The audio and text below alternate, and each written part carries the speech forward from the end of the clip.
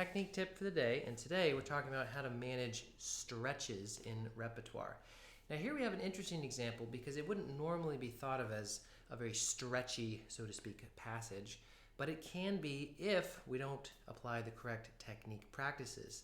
Now this is the Schubert Impromptu in G-flat major, opus 90, and like I said, it only really spans an octave, so you might be thinking, is that really much of a stretchy passage? Well, you have to play these melody notes, mostly with your fifth finger, sometimes with four, but mostly with five.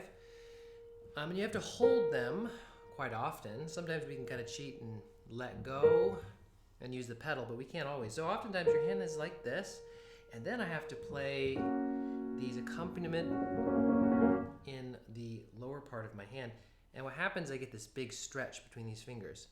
This causes a lot of tension through here and makes the hand very tight, makes it very difficult to play that middle accompanimental part evenly and softly. So what happens is the hand gets very tight and it gets very difficult to manage because I have to do this the whole way through the entire piece. So what's the solution? What do we do? Well, most people when they play it, their hand looks like this. It's flat, big stretch here. But when I play it, it looks like this.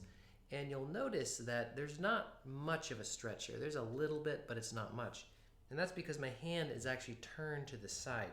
So I'm minimizing the stretch this way, and I'm actually getting more movement this way because my hand is turned to the side. If I play a third, for instance, with my hand flat, with fingers 4 and 5, my whole hand stiffens up and it gets tight. If I turn my hand to the side and I play a fifth like this, my hand feels very relaxed. And that's actually exactly what I'm doing here. Now, I'm kind of exaggerating it here for sure, but it's the same basic concept.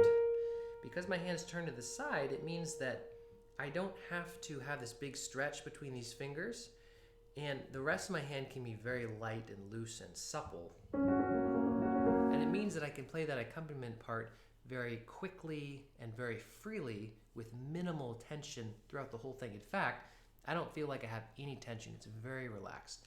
Try this tip out with something that you're practicing and let me know what you think.